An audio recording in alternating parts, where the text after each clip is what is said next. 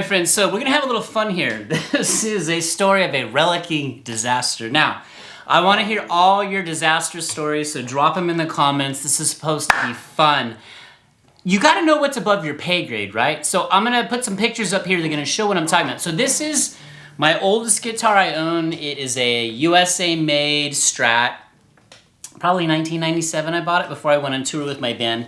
Literally logged thousands of shows with this. So I am a fan of earning all my scratches, all my bruises, all my dings, all my dents. And I know some of you guys are massive fans of Relic guitars, and I used to hate them, but I've softened a bit. I have back over here, I'll show you, I have that Jason Isbell Telly, which is Relic, although it's a made in Mexico, and it's very light on the relicking. It's not 3D at all. It's not like a custom shop job. So, first thing I learned about this is, let me show you this ding right here. I'll show, okay. So that right there, see that right there? Let's see if we can get some light. That right there is an earned ding. That was when I was on stage with my band. I remember it specifically. There's so many good stories like this. Band was Safety Orange, by the way. I'll drop a link in the description if you want to check them out. They're still touring, still going, still amazing. I ran into the bass player. We were a three-piece. Bass, drums, guitar. Bassist was the lead vocalist. I sang backups. Drummer sang backups. I smashed into the bass player because we were pretty crazy on stage. We were fun to watch. You know, we played a lot, and we had a good stage presence. So I remember smashing into his bass. I got that ding, and I remember being on the floor, like wedged between the drummers. Like it was like his stand to his hi-hat, and like his kick drum, and I was like dinosaur armed, and I finished the song. But that was like an earned ding. All right, so the story, the topic of this whole discussion, relicking guitars, disaster. This is a total disaster for me. So I thought I was gonna go ahead and add a few dings to this. Now, here's the problem. This is a polyurethane finish. Now, if you're not familiar with these things are like dipped. It's like they're dipped in a plastic coating. It would probably look the same over the next million years, unless you did what I did. So what I did is, if you look right here, and I'll try and put the picture up there too, I decided I would take a screwdriver. There we go, see that? And it honestly looks awful, all right? Looks like that. So that was my foray into being a guy who relics guitars, and obviously it looks horrid. Now this one's not as bad. That one I kind of put a little scratch, but as soon as I started going deeper like this on these, it just doesn't look right. It just, you can tell. Like that ding right there is real. That one's real. Let's see if you can see that. See if I can get it to focus a little bit. Here, let's get it to focus right there. So that guy right there, those are real. And then this one right here is real, and that one. But these other two, no bueno whatsoever. Now, the only thing I got going for me is they do have the 3D thing. So they have some dimension. I don't know like what I was thinking. So again, knowing like what's above your pay grade, now I have like a lot of respect for people that relic guitars. I mean, I probably knew that it wasn't gonna turn out good, but the thing I've learned about YouTube is we're all so particular and we have such different emotional attachments to our instruments. I do too, and I've even named this guitar, this is Inca because the color is Inca Silver, one of my favorites. But they're just all tools, right? They're tools to get the job done to me. So I do treat them with respect, I love them, but that's not the way you want to do it. So let me kind of show you a couple more examples of dings that were earned, and I'm gonna stick with that.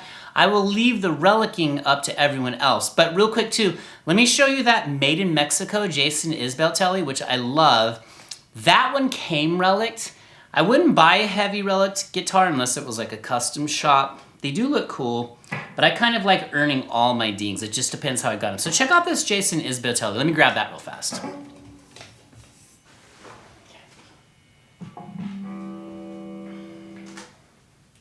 Okay. Okay, so this one, let's see if you can see it. This one comes pre-relicked, but it's not like a custom shop relic job because it's a made in Mexico Telecaster. Amazing guitar, by the way, but man, I've noticed Epiphones and made in Mexicos have gone up in price. This one luckily has amazing pickups, but you see the wear there? You can see the wear? And it's got like these little chip marks. It's kind of got like the belt buckle rash right there. but it's really flat. Let me see if I can get in there and show you. You probably can't really see in camera, but it's very flat. But I don't know, it kind of has its own charm. So it's not like a custom shop Relic job. It's got a few of the chips right here. And in the past, I think I cared about that and I would have never gone for something like that. But this guitar is just so amazing. All right, so let me show you a couple more Relic jobs, but Relicing done naturally, if that makes sense. So on my acoustic. So let's check this out. I'm gonna grab my Martin real fast and show you that. So this is the only... Okay, on this Martin, the only way from now on is everything I will get is from just normal lifetime damage, all right? So this one right here, I wish you could reach out and feel this. Can you reach out and feel that? Right, where is it? Let me see if I can find it. Right here, on this finger, I was carrying, you can kind of see it if I angle it. You see that right there? I was carrying it at a gig and I smashed it into a door handle, like going from backstage to the stage. So that was earned.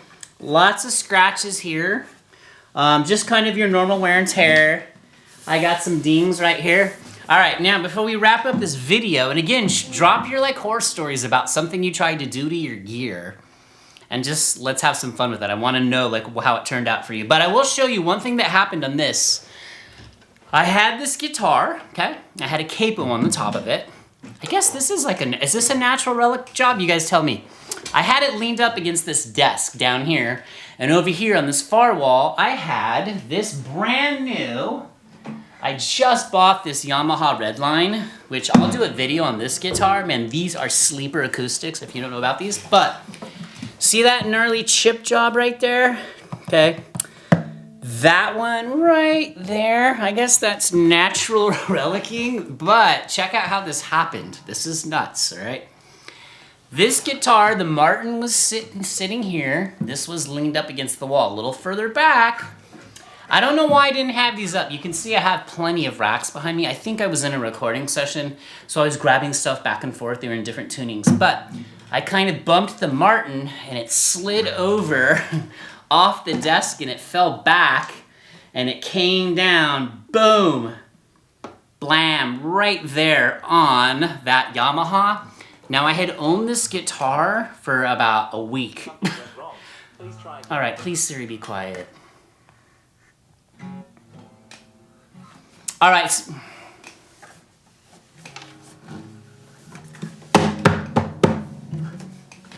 All right, so I had only owned this guitar for about a week. So honestly, that one, my heart really sank. So you know when you get something that's brand new and shiny, you dread that first ding. So again, these all just end up being a part of the guitar's story. So now I love that chip, I embrace it. What else are you gonna do, right? But the moral of this video, again, is don't try and relic your own guitars if you don't know what you're doing. You guys make me laugh. Some of you said, tie it to a pickup truck and just take the neck off and tow it behind your car. I don't think that's gonna work either, but definitely don't do what I did. That was moronic, all right? But isn't that what life's about? You learn your lessons, you gotta fail to get better, just like getting better on this instrument. So again, tell me your guys' stories. You guys are so crazy about like gear and like how you feel about it. I'll link a video at the end of this where you see that Paul Reed Smith behind me. I sanded the gloss off of it. A lot of you were like, heck yeah, some of you guys lost your minds over that I would do that, but whatever, there are instruments. We shall do what we want to them and we will live with the consequences. All right, so that's pretty much it. You guys check the links in the description. The channel's growing. I love making these videos for you. You guys are all amazing. If you're new, would love to keep you. If you've been around for the last year and a half, thank you so much. The channel crossed 5K, and I'm gonna just keep this thing going and make better and better videos for you. So remember what I always say, only you can stop you, so you're not gonna stop, you're gonna keep going. See you later. Peace.